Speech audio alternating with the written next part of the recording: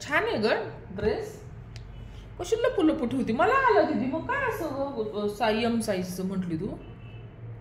मी लुकडी झाले म्हणजे होय.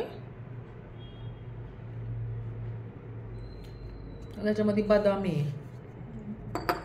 त्याच्यामध्ये काय आहे माहितीये का? सांग बरं काय आहे. सांगते. ओवा. असं जेवण झालं ना, ओवा आणि खोबरं असं जेवण झालं ना, हे डायनिंगवरच असं ओवा आणि खोबरं असं खायचं. पोटासाठी एक नंबर.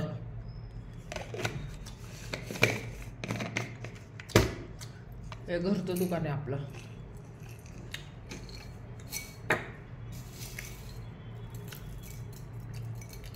ह्याच्यात हे काळा चना.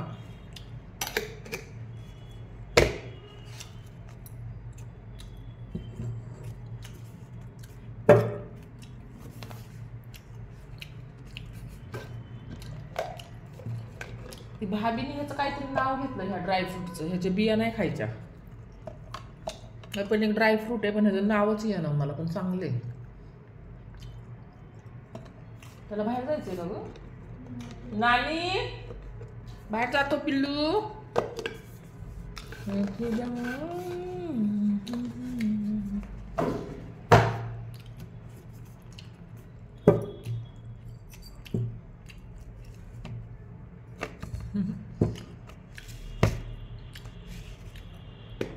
ओवा आणि खोबरं असं जर ठेवलं तर ओवा तिखट बिलकुल पण लागत नाही. तर खोबऱ्यासंग ओवा नेहमी असं आपण जेवल्यानंतर खाऊ शकतो. त्यानंतर हे काळे चणे हेल्थचं आपल्या.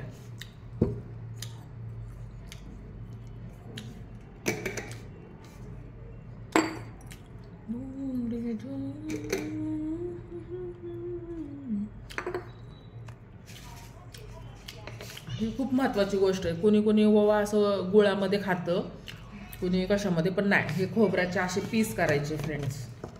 हे असे पीस करायचे. एवढा बाईट करून मी असं टाकलेलं आहे, म्हणजे हाताखाली असं येतं.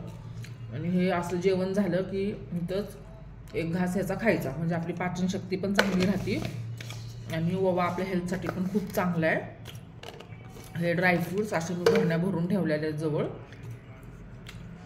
चणे बसल्या बसल्या आपल्याला हेल्थची आपण काळजी आपण अशी पण घेऊ शकतो. हे आहे आमचं छोटंसं दुकान, घरातलं दुकान. चिप्स वेपर्स खाण्यापेक्षा